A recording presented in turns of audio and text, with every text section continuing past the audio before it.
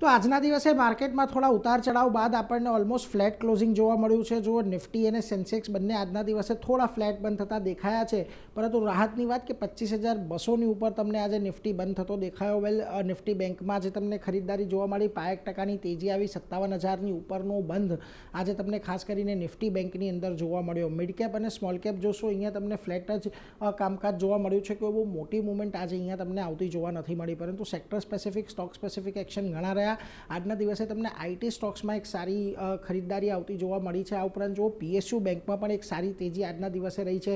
FMCG, auto, આ બધી જગ્યાએ પણ આજે ખરીદદારી રહી, પરંતુ જ્યાં દબાણ આવ્યું આજે એની અંદર ખાસ કરીને મેટલ કંપનીઓ હતી કે જ્યાં આગળ આજે દબાણ જોવા મળ્યું। ડિફેન્સ સ્ટોક્સ, ફાર્મા સ્ટોક્સમાં પણ આજના દિવસે દબાણ તમને જોવા મળ્યું છે।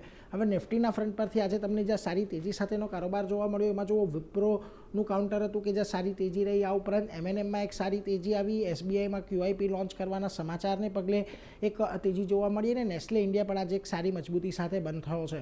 પરંતુ જ્યાં દબાણ આવ્યું ત્યાં આગળ આજે શ્રીરામ ફાઇનાન્સનું કાઉન્ટર હતું, લગભગ 2.25% ઘટાડો આવ્યો। આ ઉપરાંત સન ફાર્મા, સિપ્લા, ઇટરનલ જેવા કાઉન્ટર હતા કે જ્યાં આજે તમને દબાણ જોવા મળ્યું। મિડ કેપના ફ્રન્ટ પરથી પણ આજે જ્યાં સારી તેજી જોવા મળી, એમાં ખાસ કરીને પતંજલિ ફૂડ્સનું કાઉન્ટર હતું, એક 6-6.5%ની તેજી આવી। એચપીસીએલમાં 3-4 દિવસના ઘટાડા બાદ આજે એક રિવર્સલ આવતું જોવા મળ્યું। એલઆઈસી હાઉસિંગ ફાઇનાન્સમાં એક સારું બ્રેકઆઉટ આવ્યું છે, અને વોડાફોન આઈડિયામાં પણ આજે એક સારી તેજી રહી, જ્યાં આગળ તમને દબાણ આવતું જોવા મળ્યું। ખાસ કરીને મિડ કેપ, સ્મોલ કેપમાં જુઓ, ઓલા ઇલેક્ટ્રિક એક સારી તેજી બાદ આજે સતત બીજો દિવસ છે કે અહીંયા પ્રોફિટ બુકિંગ આવ્યું છે। આ ઉપરાંત page industries, PB fintech, PI industries જેવા કાઉન્ટર ખાસ કરીને દબાણમાં રહેતા જોવા મળ્યા છે મિડ કેપના ફ્રન્ટ પરથી।